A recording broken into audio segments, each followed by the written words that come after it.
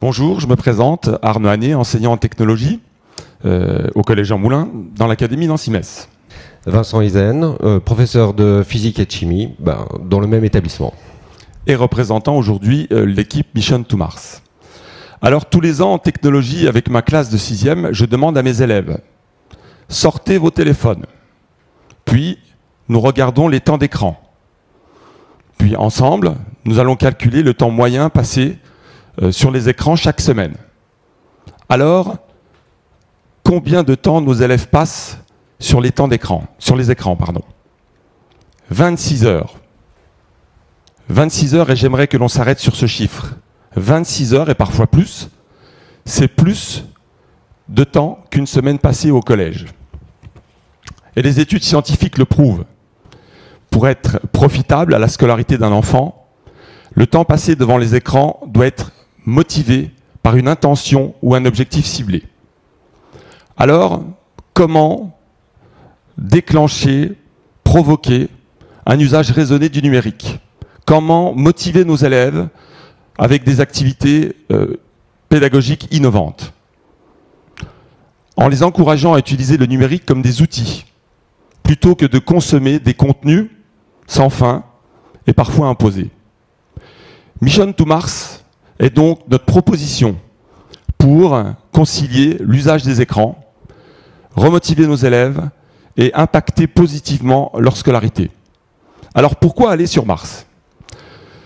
Tout simplement pour prolonger Objectif Lune, projet très apprécié des élèves et mené l'an passé par notre collègue Émilie Farret, professeur de français, qui a mobilisé 5 enseignants autour d'un travail sur Jules Verne. Et c'est l'enthousiasme et le bilan très positif d'Objectif Lune qui nous laisse penser que nous avons trouvé un filon pédagogique. Mission to Mars est donc le prolongement de cette expérience que nous avons souhaité élargir au plus grand nombre, à toutes les classes de 4e l'année suivante. Pour Mission to Mars, nous sommes passés d'une classe à 107 élèves. 15 enseignants et 10 matières impliquées, 18 projets ou activités. Vous pouvez voir sur la diapositive toutes les variétés des méthodes pédagogiques utilisées et les nombreuses activités, toutes organisées autour des choix des enseignants qui, évidemment, ont conservé leur liberté d'action ou d'association. Alors, dans un premier temps, pour déployer notre projet, nous avons fait venir un planétarium au collège pour présenter Mission to Mars à tous nos élèves et les activités à venir.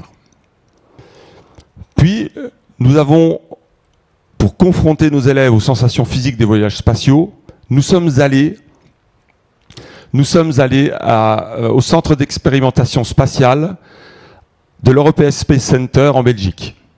Évidemment, ce séjour hors du temps scolaire était un véritable temps fort de Mission to Mars, mais c'était aussi et surtout pour nous une façon d'impliquer nos élèves.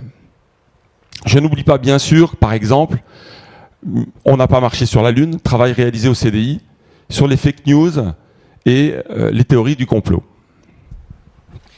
Alors, une autre activité qui mérite d'être un peu mise en lumière aujourd'hui, c'est le travail, alors entre autres, il y en a eu énormément, c'est le travail de notre collègue d'éducation musicale. Vous savez que la lumière, c'est une onde, c'est un signal, ça transporte des informations, le son aussi. Eh bien, la NASA a créé un algorithme basé sur la mécanique quantique, extrêmement compliqué, qui permet de transformer des images spatiales en ambiance sonore. Notre collègue d'éducation musicale a donc montré des images prises par Hubble et leur a demandé de créer une ambiance musicale. Et là où c'est étonnant, c'est que finalement, après un petit travail numérique en salle informatique, on arrive à des résultats extrêmement similaires, étonnamment similaires à ceux de la NASA. Donc c'est quand même assez étonnant et on voit l'implication à travers ça des élèves. Alors de mon côté en technologie, nous avons participé à un concours international, Moon Camp Explorers, organisé par l'Agence spatiale européenne, qui consiste à préparer la vie des spationautes sur la Lune. Et nous avons eu de belles réussites. Je pense notamment à une élève en particulier qui se revendique littéraire, peu intéressée par les sciences, et qui va mener son équipe finalement jusqu'aux meilleures places dans le classement du collège, avec des commentaires élogieux du jury de l'ESA, jury qui promet à nos élèves de reprendre leurs idées dans la conception de futurs engins spatiaux. Des réels. Et réels.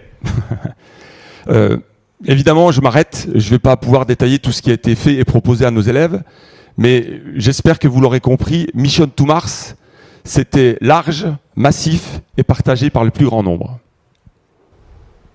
Alors évidemment, toutes ces activités il y avait besoin de financement. Et c'est là qu'on a fait intervenir notre école Faisons-la ensemble. Alors, grâce à ce financement, on a pu fabriquer, on a pu financer des télescopes, des microscopes, des imprimantes 3D, et là je vais m'arrêter parce que la liste serait trop longue. Alors, je vais quand même revenir parce que j'ai oublié là dans ma petite prestation de vous présenter et je peux pas laisser passer. Donc, un prototype de base lunaire qui a été réalisé par une élève et son équipe. Et si je vous présente celui-ci, parce que la qualité du travail était assez extraordinaire, et c'est surtout parce que l'élève est dans la salle, est présente dans la salle. Donc, il faut imaginer que ça, c'est un travail qui a été réalisé par une élève et son équipe, après quelques séances après avoir été initié, au rudiment de la conception 3D. Moi, quand je revois leur travail, j'en reviens toujours pas. Alors, après 2 années d'expérimentation,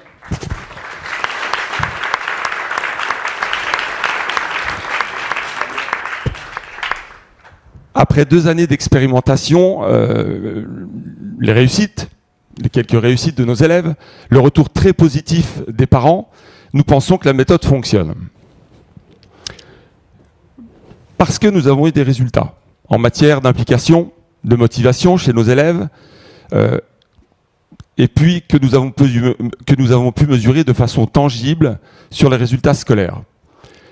Alors cette expérience pédagogique, nous avons osé lui donner un nom. Nous l'avons appelé l'enseignement augmenté. Alors pourquoi l'enseignement augmenté? Augmenté par le nombre d'élèves et d'enseignants concernés. Augmenté par la pluralité des enseignements. Augmenté par l'usage raisonné du numérique. Et enfin augmenté par le supplément de motivation de nos élèves. Si le thème de Mars n'a été qu'un prétexte, nous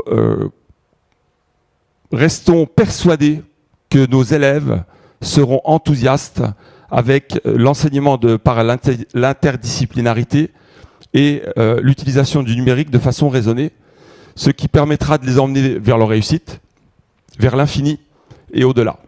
Merci beaucoup.